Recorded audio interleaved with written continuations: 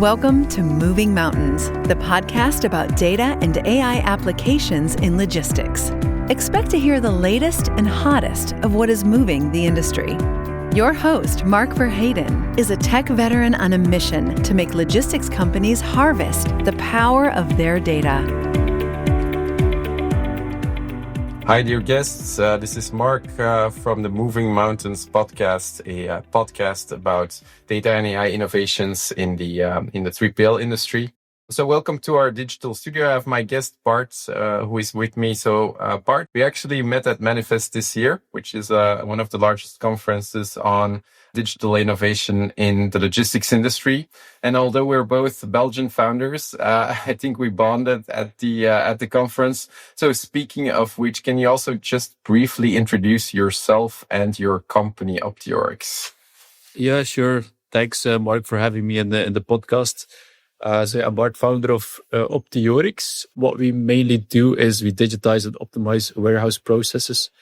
Mostly we help 3PLs and logistics providers or big companies with a big logistic component to get more efficient in a nutshell.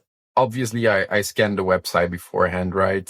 And I saw some modules that were mentioned about like AI scanning, warehouse digital twins, picking and packing optimization, truckload planning. So that's a bunch of modules. Can you just, tell us a bit more about, what the most popular modules are and how it started? Did you start with one module or is it something that you expanded over time? So I'm really interested to see how that offering took shape over time. Yeah. Although we were only founded like 3 years ago, I think it's quite an interesting story. So we really start with 3D stacking and packing. So 3D Tetris. We know the game Tetris you used to play when you were young, but you can also have a nice business case around it. So if you stack items better in boxes on pallets and trucks, you can ship less air and have a lower transport cost in the end. So we started developing that component first, mainly for boxes, also pallets. And then we also had requests to do it in a truckload planning tool. So we built a web application around that. What have we seen? First of all, that, for example, truckload planning can be very specific. You got different stacking rules. One item can be put on top of another, but not on the other one. So from a business perspective, it's a little bit less scalable than the other components that we have. And for cartonization, putting things in boxes, that doesn't work like that. It's a lot more scalable. The fact that we grew a team with a big expertise in AI and optimization techniques, that opened a lot of other doors. So we just got into conversations with people who are working at 3PLs who are looking for continuous improvement. And we stayed like, what if you would have a team with that expertise? What would you do with that team? And what problems would you tackle? Okay. And gradually, step by step, we were involved in the other optimization tools that we built. One of them is one of the key issues is that walk distance in warehouses is too long, longer than necessary. So in the end, that means more people that are working, a higher employee cost. And that is critical stuff because in picking, I think that's 60% of total warehouse employees that are working on that specific step. Plus they are walking 50% of the time. So it has a really big impact. So there we embedded clustering, order clustering, pick pod optimization. And now we recently added slotting optimization as well.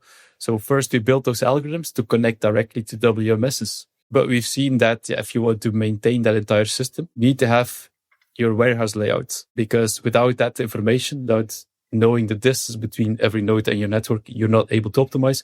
So we built a full digital twin on top of that to support that digital warehouse layout, but also to give a lot of insights on top of warehouses. For example, heat maps on where pickers are walking the most, SKU velocity heat maps. Also build a strategic component in a digital twin to simulate. Got these improvement people, typical warehouse engineers. They're looking, okay, what if we would change that warehouse layout a bit? What is the impact on picking productivity? What if we would buy new trolley types? What is the impact? So that's an all-in-one solution that we have there. Sometimes the 3D load building comes into play. If you need to stack pallets while optimizing your pick pod, that we can combine them.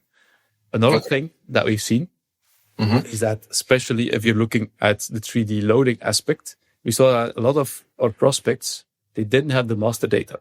They didn't have the DIMMs, the weights, product characteristics, what is stackable, what is not stackable. And then we had a look at what are the solutions out there that could answer that question to gather those DIMMs. And we had a look at static dimensioners, which cost a lot of money, 20,000 euro for a small one, 50,000 euro or more for a fast dimensioner hanging at the ceiling. Right. So we were sitting in a pub around the corner, and all of a sudden, one of my co-founders, he saw the light. He thought, what if we do this with a mobile dimensioning app? So all right. We started developing that one. Okay. The initial development estimate was 2 or 3 weeks. However, we ended up at 6 months before it finally came That's always the case. Yeah. Yeah. And then gradually, so we really look at what are the problems that our customers have. And one of the things was, okay, nice that you can have DIMMs and weights, but can you scan a barcode? Easy one. Right. But can you add pictures for content inspection? Can you add AI scanning to scan a document to retrieve unstructured information and make it structured? So we ended up in a no-code platform where you can just pull out the building blocks that you need, whether it's an image, an AI scanning, as a dimensioning. So you can support multiple flows. So it's not only used for master data gathering and dimensioning anymore. It's also used for cargo inspection. For a variety of different stuff. All right. So cool. In a nutshell, we started from one thing, 3D stacking, but yeah, we kept on listening to what logistics providers really need, what the problems are. Right. And then with our expertise in optimization and AI techniques, we just take the right things that are needed to solve that issue. And then every product, we make it very scalable so it can be used all around the world. All right. Okay, I see. Well, does that also mean that you guys have if you're talking about mobile, does that mean that there's an app available in an app store somewhere that they can download and use? If you're talking about, for example, freight inspection, well, yes, of course you can use, your own separate hardware, but if you can use it with a mobile phone, is that also something that you guys facilitate, or do I misunderstand it? It's just downloadable from. Okay, cool. At the beginning, we were only on iOS, but a couple of months ago, we made an Android version as well. All right. So you can use it anywhere you like. The only restriction that you have is that dimensioning. The dimensioning aspect is only available on iOS Pro devices and the Zebra TC58 with the time of flight sensor. And all the other modules like taking pictures, AI scanning, that's available on all devices. Okay, that's neat. Cool. So how do you guys work? Is it like a subscription model, or is it something that also requires you to customize, and to a large extent, how does that work? We're mainly license-based. Okay. So we try to keep the threshold to try out the products close to €0, no threshold at all. Okay. The dimensioning app, it's super easy to do, the mobile app, sorry. For the other tools, the digital twin, it requires a bit of knowledge on how you set up that digital warehouse layout. Right. And how to run the scenarios. But I think every clever person who knows how to work in Excel, for example, they use our tool as well. But typically there we support our customers in uploading the data and just calculating the business case. When we talk, for example, about the warehouse digital twin, it's nice to first reconstruct the as-is situation, how the picking was done. That was proposed by the WMS. So how it happened in reality. Right. 100 kilometer. Now we say, what if you apply these 3 optimization techniques? You can reduce your walk distance by X%. Okay. And by the way, we think the biggest chunk of the optimization is, for example, a clustering optimization. We recommend to do that one. So we guide them throughout that process. That being said, that process, if you got the data templates available, we just upload it, and in one day you got the final results and the business case that you can. Okay, so it's quite low level to start, and you could easily kick this off with a POC that you implement, right? Yeah. So the digital twin, you can just upload Excel files. Case is there. Yeah. 95% of the time. Then we look into the integration aspect. So we got APIs that can connect to a WMS. Yeah. But there we see there's the biggest struggle, the business people of the customer. They're always or almost always interested to get to that business case. Yeah. So they can be convinced pretty easily. But then, of course, you need to grab a ticket at the IT department. Although it's only a couple of days work, needs to fit on the IT roadmap, and then things take time. Yeah. As you probably are very familiar with. Yes, definitely. That was also something that I was going to ask. So, well, what we experience at Nimion is that, getting data out of a warehouse management system is pretty easy. And yeah, we build data warehouses, data lake houses, this kind of good stuff. The only thing that we experience is that feeding that information back into the warehouse management system is another type of story where you sometimes also need a good, connection or contact at the vendor side of the WMS.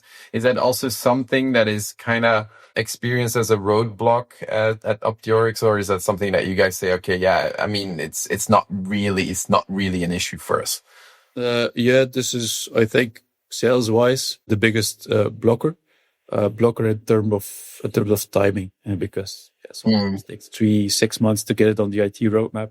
Yeah, it takes a bit of time. We're also looking into building connections or standard integration with the biggest WMSs out there. However, as you know, for example, SAP WM, there's so many different versions of SAP. Definitely. Same with the other two big suppliers. So that is quite unclear how you can build that standard integration. Right. I see. I totally understand. The thing is also, like, probably you'll get this question 1,000 times, but it might be useful for the listeners as well.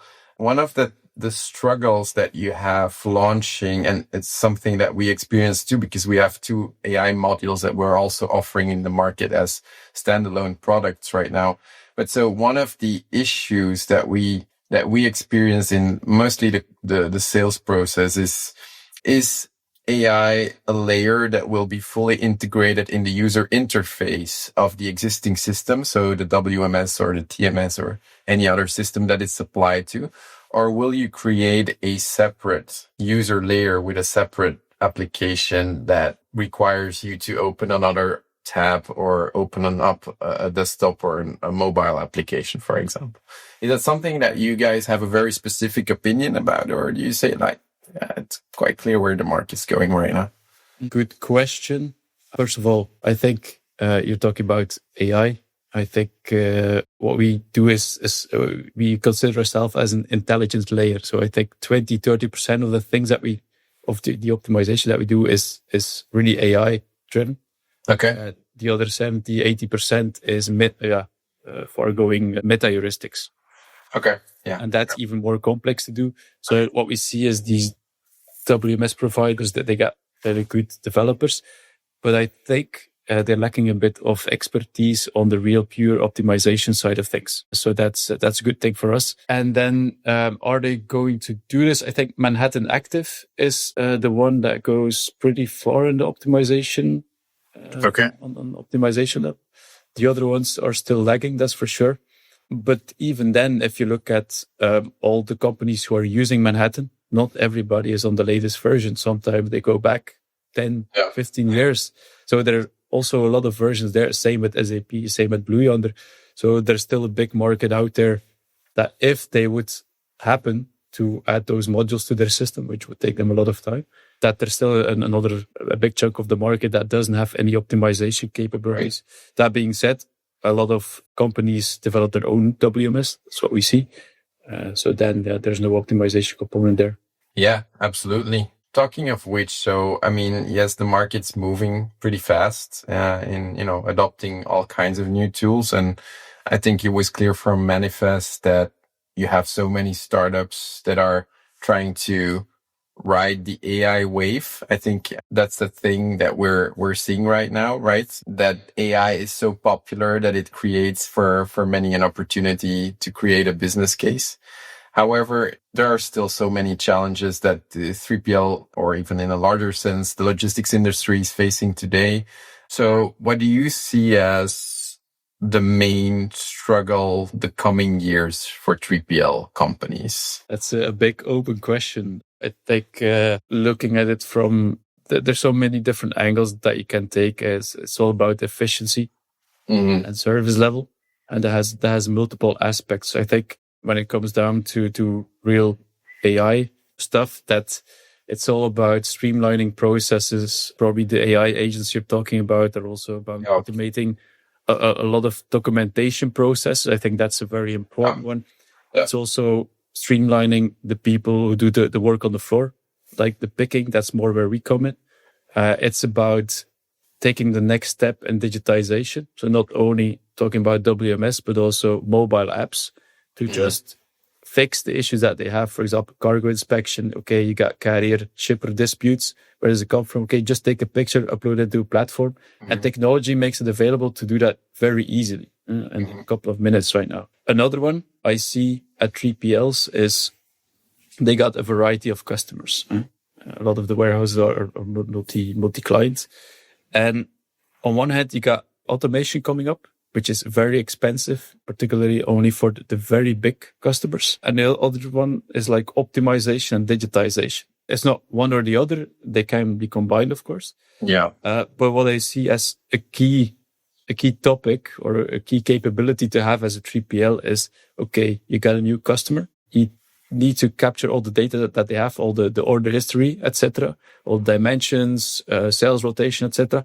And then you need to have the clever people or clever tools to know, okay, what should I automate? What should I not automate? And how should I, define the right warehouse layout? How should I buy the right trolley types? And that's a super important one, that you can set up your customers in a decent and very efficient way. All right. No, that's great. I mean, that's a great answer to indeed a very broad question. One of the cliches, if I can call it that way, of the 3PL industry is that on average, the companies moving in this space are slow adopters of technology. Is that also your experience, especially in the newer forms of technology that we're talking about? Yeah, I think if you compare to other industries, that the logistics sector is a bit more conservative. I think you're right on that one. All right. And does it also, I mean, we're seeing consolidation across the industry. I mean, we have to be fair, right? The larger companies buying up the smaller ones. To me, this kind of feels like it creates a winner takes it all situation where the larger companies, because they have more cash available, even if the margins remain thin, they still have more cash available to invest in new opportunities, new technology, as such creating, again, a strategic advantage versus the smaller ones. So how will this, which side will this go? And how does this affect you guys as a startup? Are you just aiming for the large companies, or is there also room for mid-sized players or even smaller companies to become a customer? Both of them really depends on the optimization product. I think, for example, the digital twin aspect, particularly looking at 3PLs who are a bit bigger, let's say at least 10, 15 pickers, then it makes sense to do it.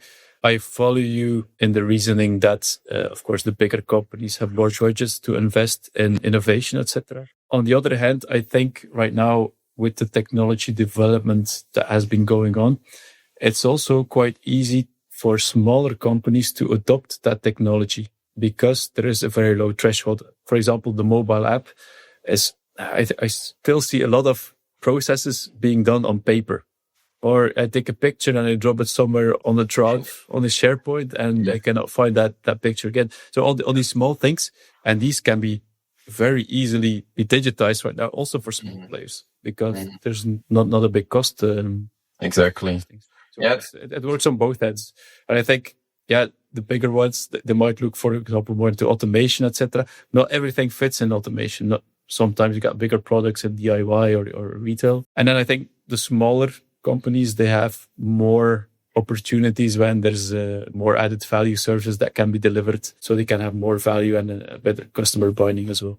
Yeah, I imagine that 3PLs focusing mostly on bulk or pallets are probably the ones that are not necessarily the biggest or the ones who are getting the main advantages from automation. Is that about correct? It depends. If it's just full pallets, then you can automate with high bay stuff. That's for sure.